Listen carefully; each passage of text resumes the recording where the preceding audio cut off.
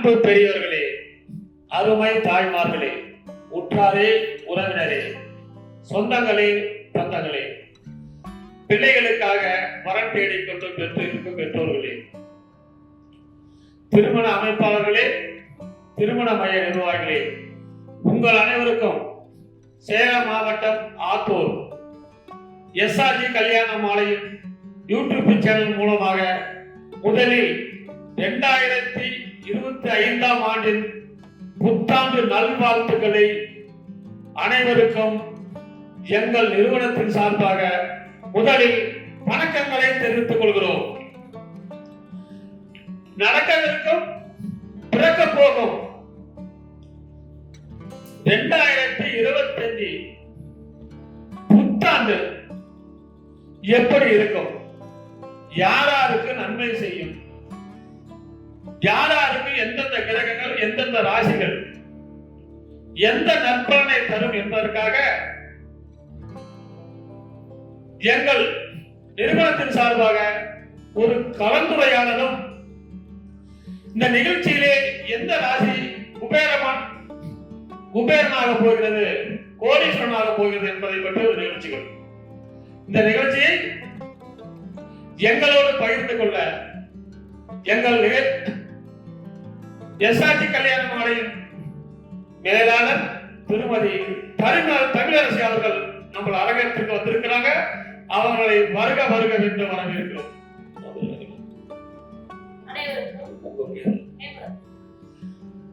அது மட்டும் இல்லாமல் எங்களை ராசி கிரகங்களை பற்றி கேட்பதற்காக ஹேமலதா அவர்கள் நம்ம அரங்கத்துக்கு வந்திருக்கிறாங்க. இவங்களுடைய கேள்விகளுக்காக இந்த ஜோதிட உலகத்திலே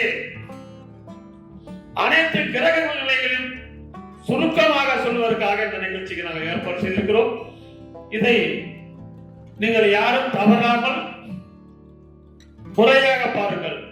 இதுவரை எங்கள் SRG கல்யாண மாலை யூடியூப் சேனலை சப்ஸ்கிரைப் செய்து கொள்ளாதவர்கள் சப்ஸ்கிரைப் செய்து கொள்ளுங்கள் கேட்டுக்கொண்டு அப்புறம் அடுத்து என்ன பண்ணலாம்?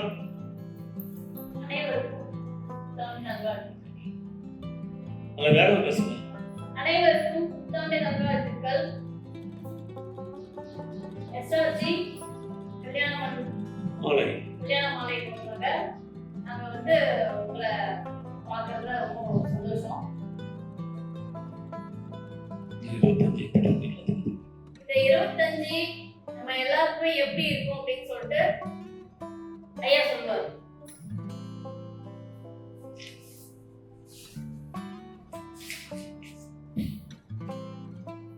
என்னம்மா 2025 புத்தாண்டு எப்படி இருக்குன்னு எல்லாத்தையும் சொல்லிடலாமா? சொல்லிடலாமே. எப்படி யாராவது நல்லது நடக்கும், எப்படி இப்படிலாம் இருக்குன்னு நீங்க பார்க்கணும்ல.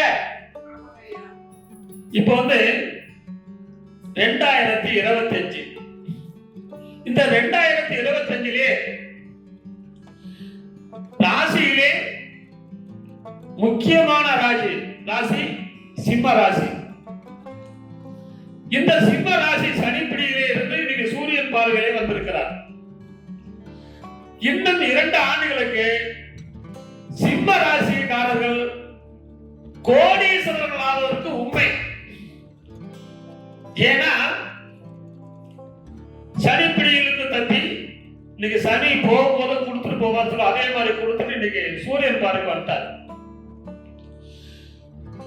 சிம்ம ராசிக்காரங்க ஏன் கோடீஸ்வரர் ஆவார்கள் அப்படின்னா, இவனால சிம்ம ராசிக்காரர்கள் இன்னைக்கு ஒரு 20 ஆண்டு காலமாக பட்ட கஷ்டங்கள் எல்லாம் இந்த ராசிக்காரர்களுக்கு இந்த 2025 தீரும்.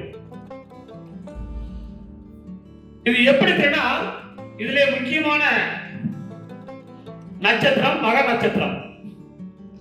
இந்த மக நட்சத்திரத்திலே பிறந்து சிம்ம ராசியிலே இருந்தார்கள். சிம்ம ராசி உள்ளவர்கள் யாருக்கும் அடிபணிய மாட்டார்கள்.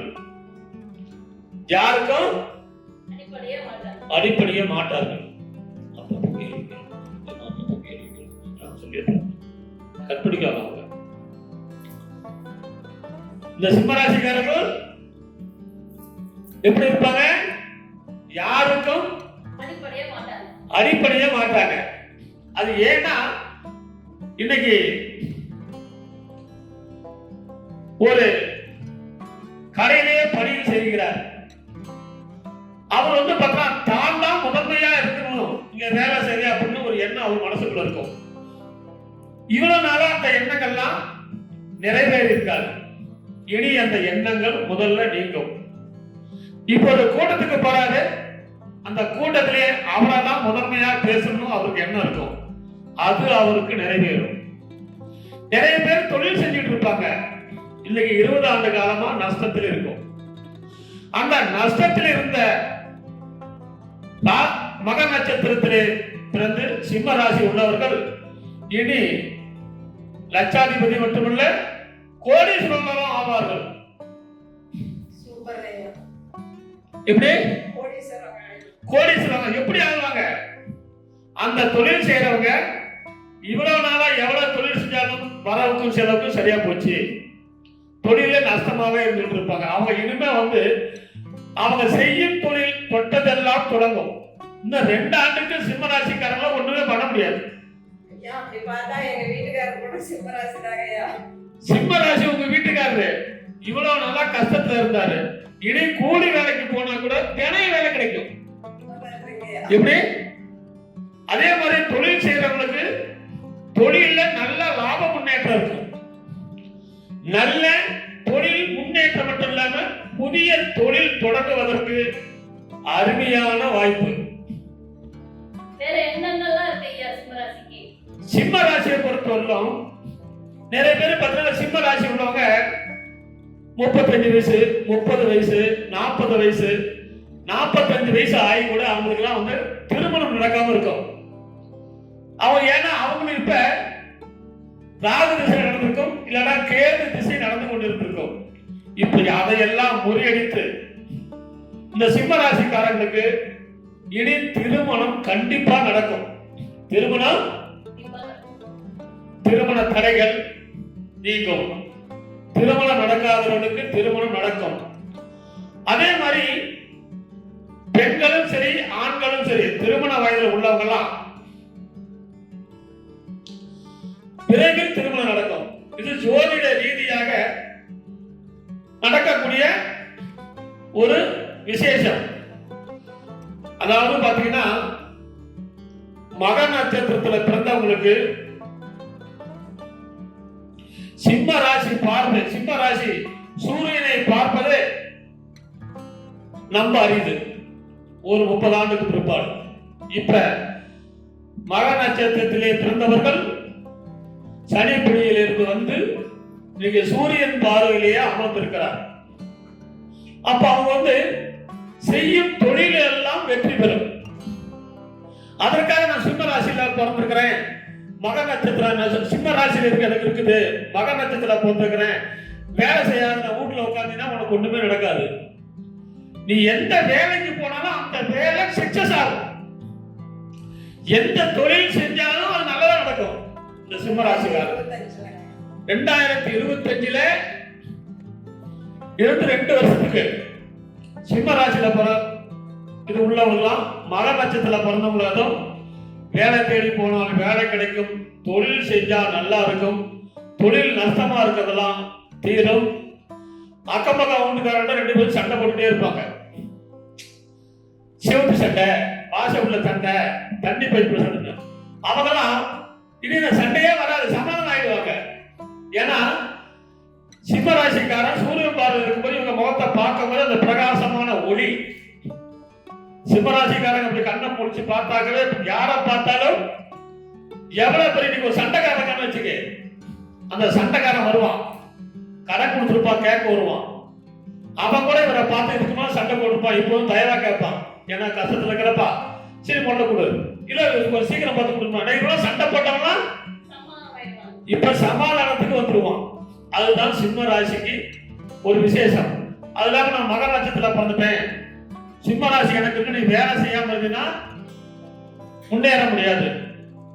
அதே மாதிரி அதிக ஆசையும் படக்கூடாது. இது எப்படின்னா சிம்மராசிக்காரன் நம்ம எந்த சொல்லிச்சோம் உடனே லாபம் வந்துடும், உடனே கோடீஸ்வரன் ஆகணும்னு நினைக்கப்படாது, உடனே கோடீஸ்வரன் ஆயிடலாம்னு நினைக்க கூடாது. அதுக்கு ஒரு சின்ன வருத்தம் என்னன்னு, எதுவுமே நினைக்காம உழைக்கணும். உழைக்கணும். முதல்ல உழைக்க கத்துக்கணும். உழைச்சா மட்டும்தான் ராசிக்கு உண்டான பலன். எல்லாருமே இந்த 12 கிரகங்களும் அத்தனை ராசி நட்சத்திரங்களிலுமே பிறந்தவர்களுக்கு அவரவர்கள் உள்ள கிரக நிலைகளை பற்றி அவரவர்கள் எல்லாம் சொல்கிறார்கள். எனவே இந்த 2025 சிம்ம ராசிக்காரர்கள் அமோகமான வாழ்க்கை, கோடீஸ்வரராகும் வாழ்க்கை. இதுக்கு ஒரு சின்ன ஒரு கதை சொல்றேன். ஐயா ஒரு சின்ன ஒரு விஷயம் ஐயா. ஐயா. இப்போ கல்யாணம் ஆகாதவங்களுக்கு கல்யாணம் ஆயிடும். இப்போ படிக்கிற பிள்ளைங்களுக்கு, சின்ன பிள்ளைங்களுக்குலாம் சின்ன பிள்ளைங்களுக்கெல்லாம் சிம்ம மக நட்சத்திரம் பிறந்து சிம்ம ராசியா இருந்தாங்க நல்ல அறிவு வளர்ச்சி வரும். எடே நல்ல அறிவு வளர்ச்சி வரும். சின்ன குழந்தைங்க படிக்காத மக்கும்பாங்க, வாத்தியார் திட்டுவாங்க, வீட்டுல திட்டுவாங்க. அவங்களுக்கெல்லாம் அந்த குழந்தைகளுக்கு நல்ல அறிவு வளர்ச்சி வரும். அதே மாதிரி படிச்சுட்டு வேலை இல்லாம இருக்காங்க பாரு, அவங்களுக்கு ஏதோ ஒரு கம்பெனில வேலை கிடைக்கும். இல்ல இவ்வளவு நாளா பரிச்சு எழுதி தோத்து போய் படிச்சு வேலை கேட்டு அழிஞ்சு வீட்டுல திட்டு வாங்கினவங்கலாம் இனி அதெல்லாம் வந்து இந்த சிம்ம ராசிக்காரர் எல்லாம் பார்த்துக்குவாங்க. இவ்வளவு நாளா நான் படிச்சவங்க வேலை தேடி எப்படி அடைஞ்சாங்களோ, எப்படி பரிச்சு எழுதினாங்களோ, அந்த மாதிரி இனி வரும் காலகட்டத்தில் இந்த 2 வருஷத்துல எழுதணும். கண்டிப்பா அவங்களுக்கு வேலை உண்டு. கண்டிப்பா அவங்களுக்கு அப்படி வேலை வேணா நான் சோசிச்சு உடனே விட்டுறேன். ஏன்னா அந்த கிரக நிலைகள் அப்படி இருக்குது. ஒண்ணு அரசு வேலை, இல்ல தனியார் வேலை. அதெல்லாம் படிச்சு விட்டோம்னு இந்த வேலை தான் வேணும்னு சொல்லிட்டு நினைச்சுக்கணும், வேலை கிடைக்காது. எந்த வேலையா இருந்தாலும் செய்ய தெரியணும். படிப்பு என்பது ஒரு அறிவு வளர்ச்சிக்கு தான்.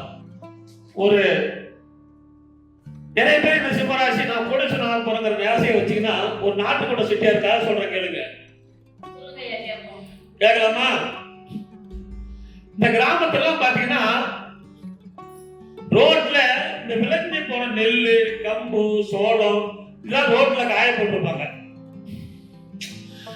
அத காய போட்டிருக்கும் போது கிணத்த மேல கொட்டு இந்த மாய கொட்டுன்னு சொல்லுவாங்க. அந்த பூமிக்கு வந்து என்ன பண்ணுமோ அந்த எல்லாம் இருக்கிறதெல்லாம் பண்ண திருட்டு போயிருமா. அந்த ஊர்ல ஒரு பைத்தியக்காரன் சுத்திக்கிட்டு இருந்தாங்க. அந்த பைத்தியக்காரனை தினம் அடிப்பாங்களாம், நீ தான் அள்ளி கொண்டு வித்துட்ட அப்படி. நம்ம சூழ்நிலை எதாவது பேசுவான். அப்படி அடிச்சுட்டே இருந்தாலாம். ஏடா ஊரே நமக்கு அழிக்கணும். அவனுக்கு ஒரு யோசனை வந்துருக்கு பாரு. இந்த மாய குதிரை வரும்போது அந்த குதிரையுடைய வாழை கெட்டியா பிடிச்சுக்கிட்டான். எப்படி உடவே இல்லை. இந்த குதிரை மேல விட்டு இழுத்துட்டு போகுது. அப்ப அந்த மாய குதிரை என்ன சொல்லுது, உனக்கு என்ன வேணுங்க சொல்லு, நான் உன்னை விட்டுரு, உனக்கு என்ன வேணும் தர, என்ன விட்டுருன்னு சொல்லிட்டே போகுது. இவன் எங்கதான் இந்த குதிரை போகுதுன்னு என்ன பிடிச்சுக்கிட்டான், வாழை தான் பிடிச்சுக்கிட்டான். விடவே இல்லை, மேல விட்டுவே போயிட்டான். அங்க போனா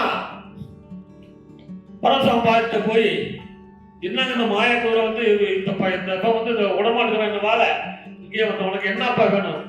இந்த குதிரை வந்து எல்லாம் ஊர்ல திட்டு போயிடுது, என்னைய பிடிச்சிட்டு அடிக்கிறாங்க, அதனால நான் தின்னதெல்லாம் கொடுத்துடணும். அப்படின்னு தின்னதெல்லாம் கொடுக்க முடியாது, உனக்கு என்ன வேணும், உனக்கு உனக்கு என்ன வேணும் அது மாதிரி கேட்டுக்குது. எனக்கு வந்து ஒரு வீடு வேணும், இந்த வீடு வாங்கிக்க. நானும் உழைக்கிறதுக்கு எனக்கு கொஞ்சம் நிலம் வேணும், இந்த நிலம் கொடுத்துட்டேன். நகை வேணும், இந்த எடுத்துக்க. பணம் வேணும், இந்த எல்லாம் கொடுத்துட்டேன். கீழே இவன் வீடு சும்மா கணக்காத்துல ஒரு வீடு ஆயிரம் வர உடனே ஊரை வேடிக்கை பார்க்கறாங்க. திருப்பி மேல ஒருத்தன் கீழே வந்துட்டான். வந்த பிற்பாடு இந்த நாடகத்தை கேட்டுக்கிறான். ஊர்ல எல்லாம் கேட்டுக்கிறாங்க, இந்த மாதிரி எப்படா அவனுக்கு இதெல்லாம் வந்தது? நான் மேலவத்துக்கு போயிட்டு வந்தேன். எங்க போயிட்டு இருந்தேன்? அதனால கடவுள் எனக்கு கொடுத்தாருன்னா அந்த நாட்டுக்குள்ள அங்க இருக்கணும் கம்பெனிக்கும் நாட்டுக்குள்ள செட்டியார் தான் ஆசை அதிகமா. எப்பயுமே நாடு சட்டப்பட்டியா இருக்க பாரு, எந்த விஷயத்தையும் பெருசா செய்ய மாட்டான். சின்ன ரூம்ல வச்சுக்கிட்டு எந்த தொழில் செஞ்சாலும் பெரிய அளவுல தொழில் செய்வாங்க, பணக்காரங்க ஆவாங்க. அது மாதிரி அன்னோன்னு ஒரு செட்டியார் என்ன பண்ணிருக்காரு, இந்த குதிரை வரும்போது வாழை பிடிச்சிக்கிட்டாரு. என்ன பண்ணிட்டாரு, பணம் திங்கும் போது வாழை பிடிச்சிக்கிட்டாரு. மேலே என்ன கூட்டிகிட்டே போகுது. போக போக அந்த குதிரை என்னது, உனக்கு என்ன வேணும் என்ன வேணும்னு கேட்கிற. எனக்கு நிறைய பணம் காசு வேணும், வீடு வேணும்னா. இவன் விட்டுட்டு எப்படி வேணும்னு கேட்டது. நான் இப்படி வேணுங்கிறான். இவனை விட்டுட்டு கூட போயிடுச்சு. இவன் கீழே வந்துட்டான். இப்படி புடிச்சதுக்கு இவன் எனக்கு இப்படி வேணும்னு சொல்லும் போது கூட போயிடுச்சு. கூட விட்டுட்டான். எப்படி மேல பாருங்க. அது மாதிரி மக நட்சத்திரத்திலே பிறந்து சிம்ம ராசி உள்ளவங்க நல்ல யோகம். அதுக்காக பேராசை படக்கூடாது. என்ன செய்யணும்? பேராசை படக்கூடாது. அப்படி வாழ்ந்தால் இந்த 2 ஆண்டுகளுக்கு இந்த சிம்ம ராசியானது மக நட்சத்திரத்திலே பிறந்து மக நட்சத்திர சிம்ம ராசியிலே வாழ்பவர்களுக்கு இந்த 2025 ஒரு மிக்க மகிழ்ச்சியான ஆண்டாக மட்டுமல்ல, அவர்கள் வாழ்க்கையிலே இந்த 2 ஆண்டுகள் செல்வாக்குமாறு செல்வமும் நல்பெயர் வாங்கு எப்படியும் வாங்க முடியாது. எனவே அவர்கள் இந்த ராசி நட்சத்திரங்களை இந்த ராசி உள்ளவர்கள் உங்களுடைய முயற்சியை கைவிடாதீர்கள். முயற்சி இருந்தால் எல்லாம் நன்மைக்கு நடக்கும். அதே போன்று சிம்மராசி உள்ள பெண்களுக்கு பெற்றோர்கள் திருமணம் செய்ய முதல்ல முயற்சி பண்ணுங்க, அதற்கு வெற்றி அடையும். அதே மாதிரி ஆண் வரன் தேடுவர்கள், மக நட்சத்திரம் சிம்மராசி உள்ளவர் ஆண் வரன் வைத்து உள்ளவர்கள் வரன் தேடுங்கள். கண்டிப்பாக இந்த 2 ஆண்டில் உங்களுக்கு திருமணம் நடக்கும் என்பதற்குள்ளே எங்கள் எஸ்ஆர்டி கல்யாண மாலை ஒவ்வொரு நிகழ்ச்சியிலும் ஒவ்வொரு ஜாதகங்களையும் பற்றியும் உங்களுக்கு தெளிவாக கூற காத்திருக்கிறோம். எனவே இதுவரை கேட்ட அனைவரும் இதை உங்கள் உற்றார் உறவினர் அவர்களுக்கு சொல்லுங்கள். எங்கள் எஸ்ஆர்டி கல்யாண மாலை யூடியூப் சேனலை சப்ஸ்கிரைப் செய்யாதவர்கள் சப்ஸ்கிரைப் செய்து கேட்டுக்கொண்டு எங்களுடைய போன் நம்பர் 99 43 30 66 29 98 43 68 66 29. சென்னையிலே எங்க பிரான்ச் இருக்கு.